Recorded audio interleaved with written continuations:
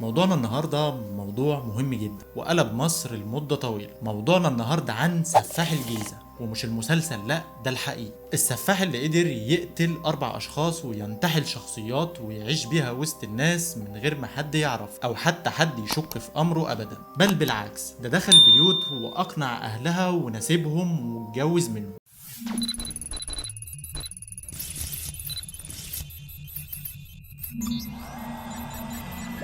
قذافي فراج عبد العاطي، والمعروف بسفاح الجيزة، مواليد 73 وتخرج من كلية الحقوق، لكنه اختار يشتغل في التجارة والأعمال الحرة ونجح فعلا في ده، وكان عنده سلسلة مكتبات ومصنع للعب الأطفال. بس ده ما كانش كفاية بالنسبة ليه، فجنب التجارة وشغله اشتغل في النصب وانتحال الشخصيات، وطبعا كمان القتل، واللي كان ضحاياه عددهم 4 ضحايا. وأول ضحية قذافي مش هتصدق كان صديق عمره.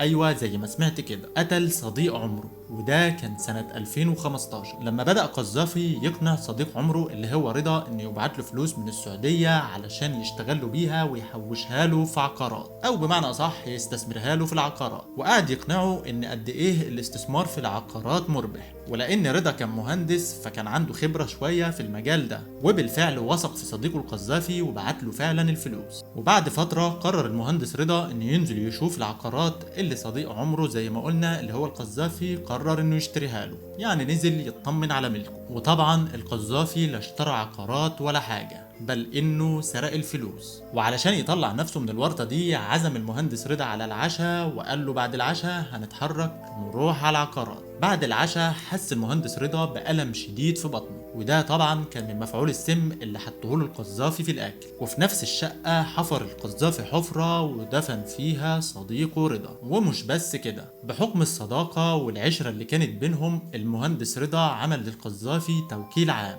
وبمجرد ما المهندس رضا اختفى القذافي عمل مبايعة بكل حاجة يملكها رضا لنفسه، يعني بالبلدي كده قتله واستولى على كل فلوسه. طيب هتسأل ازاي محدش شك فيه؟ هقولك يا سيدي، اهل المهندس رضا وصل لهم رسالة من رضا بتقول انه اتقبض عليه في مظاهرة، وانه مش عارف هيترحل فين ومحدش يدور عليه، وهو اول ما يطلع من ازمته هيتواصل معاهم. وبالفعل اهله صدقوا الرساله وما دوروش وراها. وطبعا مش محتاج اقولك ان الرساله دي القذافي هو اللي بعتها من تليفون المهندس رضا لاهله. الضحيه التانيه للقذافي كانت مراته فاطمه. فاطمه كانت ست مصريه اصيله، جت في يوم سحبت كل فلوس جوزها علشان خافت ان جوزها يتجوز عليها، ولما حاول القذافي ان يرجع منها الفلوس دي رفضت، وبالتالي قتلها وحفر لها حفرة طبق الأصل زي حفرة صاحبه ودفنها فيها، ودفن معاها ذهب وفلوس علشان يثبت لها إن الفلوس ملهاش أي قيمة. لا يعني سفاح سفاح. ومش عايز أفاجئك يا صديقي، لكن الجريمة دي كانت بعد أيام من جريمته الأولى، يعني في خلال أقل من 10 أيام قتل صديقه ومراته.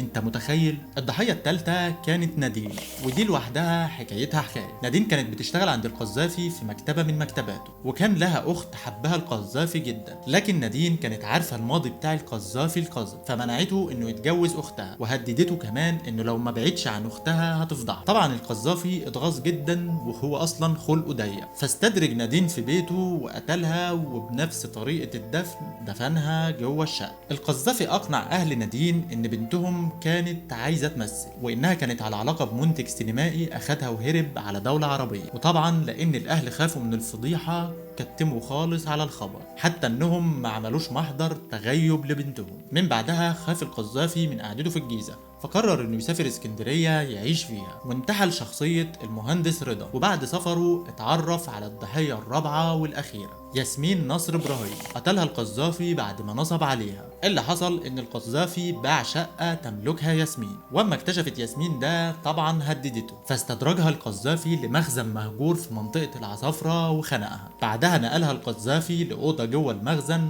وبرضه حفر لها حفره ودفنها فيها. طبعا انت مستني اقول لك انه اتقبض عليه بعد جريمته الرابعه؟ لا يا سيدي، ده عاش حياته بعدها عادي واتجوز جوازته الخامسه من دكتوره صيدلانيه، وكمان من عيله كبيره جدا، واللي كان عندهم محلات ذهب. سرق القذافي محل منهم وهرب، ولما حاول يبيع الذهب ده اتقبض عليه، لان الحكومه وقتها كانت سايبه مواصفات الذهب المسروق عند كل محلات الذهب. كده برضه ما خلصتش، انت طبعا لسه مركز ان القذافي منتحل شخصيه المهندس رضا. على الناحيه التانيه بقى اهل المهندس رضا الحقيقيين ووكلوا محامي يدوروا عليه، واللي طبعا كان المفروض انه اتقبض عليه في مظاهرة، وبعت لهم رسالة على التليفون بيقول لهم كده. فاول ما وصل لهم خبر ان ابنهم اتقبض عليه وموجود في اسكندرية راحوا يشوفوه، لكن اتصدموا لما لقوا ان اللي قدامهم القذافي اللي منتحل شخصية رضا. وطبعا دي كانت بداية النهاية، لان النائب العام فتح تحقيق في القضية دي من الاول، وبعدها طبعا انكشف الامر كله والقذافي اعترف بكل جرائمه. اتحكم على القذافي بالاعدام لقتله 4 اشخاص، وتنفذ فيه الحكم سنة 2017 بعمر 50 سنة. بعد ما تحول القذافي للطب النفسي اثبت انه سليم 100% ومش مصاب بمرض نفسي يخليه يقوم بجرائمه دي كلها. الحقيقة ان يمكن القتل المتسلسل جملة بعيدة كل البعد عن مجتمعنا، ونادرا لو حصل جريمة من النوع ده حوالينا، لكن لما تحصل لازم نقف عندها، لان الضحايا ببساطة ما كانوش اشخاص نصب عليهم بس بدفع الفلوس وقتلهم، لا ده كان فيهم زوجته